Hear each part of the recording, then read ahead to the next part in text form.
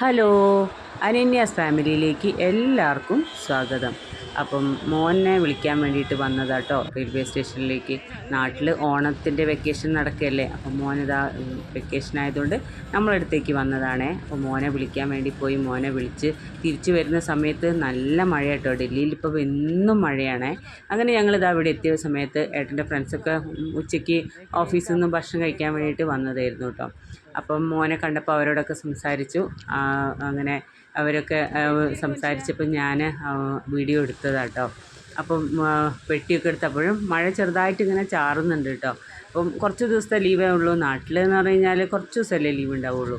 ഇനി നമുക്ക് ഇവിടെയാണെങ്കിൽ എന്താ പറയുക, ദസറയ്ക്കൊക്കെ ഒരു 10 ദിവസമൊക്കെ നല്ലോണം ലീവ് ഉണ്ടാവുമല്ലോ. അപ്പോൾ അതെല്ലാം മോനങ്ങനെ വീട്ടിലേക്കൊക്കെ വന്നതിന് ശേഷം ഞങ്ങൾ ഇതൊരു 2 ദിവസമായിട്ട് എടുത്ത വീഡിയോ കേട്ടോ.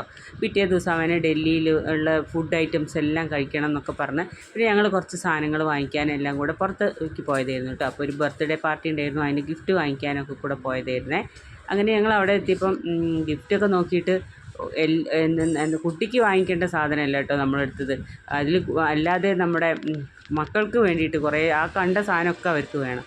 അങ്ങനെ അവർക്ക് പറ്റിയതും അല്ലാത്തതൊക്കെ ആയിട്ട് കുറച്ച് സാധനങ്ങളൊക്കെ വാങ്ങിച്ച് ഞങ്ങൾ പിന്നെ തൊട്ടടുത്ത് ഒരു മാർക്കറ്റ് ഉണ്ട്, ഞങ്ങൾ അങ്ങോട്ട് പോയി. പിള്ളേർ നേരത്തെ പോവുകയും ചെയ്തു കേട്ടോ. അപ്പം മോൻ പറഞ്ഞു എനിക്ക് ലസ്സി കഴിക്കണം. അപ്പോൾ ഇവിടുത്തെ ലസ്സി നല്ല സൂപ്പർ ലസ്സി കേട്ടോ, നല്ല ടേസ്റ്റാണ്. അപ്പോൾ ഞങ്ങൾ വെച്ച് അവർക്കും ലസ്സി കഴിക്കണം എന്ന് പറഞ്ഞാൽ ശരി നമുക്കും കഴിക്കാമെന്ന് പറഞ്ഞാൽ ഞങ്ങൾ ലസ്സിയൊക്കെ കഴിച്ച് അതാ അടിപൊളി കേട്ടോ ഈ ലസ്സി. നാട്ടിൽ നിന്ന് നമ്മൾ കഴിച്ചിട്ടുണ്ടായിരുന്നു. അപ്പോൾ ആ ഒരു ടേസ്റ്റ്, നാട്ടിലെ ടേസ്റ്റ് വേറെയും ഇവിടുത്തെ ടേസ്റ്റും വേറെ ഒരു പ്രത്യേക ടേസ്റ്റാണ് കേട്ടോ. അപ്പോൾ നല്ല അടിപൊളി പിന്നെ ലസ്സിയൊക്കെ കഴിച്ച്. അപ്പോൾ പിന്നെ അവൻ പറഞ്ഞു അയ്യോ എനിക്ക് ചാപ്പ് വേണം.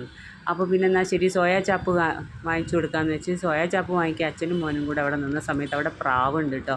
പ്രാവിന് ഫുഡ് കൊടുത്തിരിക്കുകയാണ്. അപ്പോൾ ഒരുപാട് പ്രാവുണ്ട്. അപ്പോൾ മോള് പറഞ്ഞ് ഏട്ടാ ഒന്ന് വീഡിയോ എടുക്കുക, അല്ലെ അമ്മ വീഡിയോ എടുക്കുക എന്നും പറഞ്ഞിട്ടോ. അപ്പോൾ ഏട്ടനോട് അവിടുന്ന് എടുക്കാൻ പറഞ്ഞു, ഇവിടുന്ന് എന്നോട് എടുക്കാൻ പറഞ്ഞു. അവളിങ്ങനെ കൈയടിച്ചപ്പോൾ പ്രാവ് ഇങ്ങനെ പറന്ന് പോവാട്ടോ. അപ്പോൾ നല്ല രസമുണ്ടായിരുന്നു കേട്ടോ കാണാൻ വേണ്ടിയിട്ട്. പിന്നെ ഇതാ അന്ന് നമുക്ക് നമ്മളെ അയൽവാസി ഒരു മഹാരാഷ്ട്രൻ ഫാമിലി ആയിരുന്നു. അപ്പോൾ അവരുണ്ട് ഗണേശ ചതുർത്ഥിയുടെ ഗണേശ വിഗ്രഹം നമ്മൾ വെള്ളത്തിൽ ഒഴുക്കുമല്ലോ.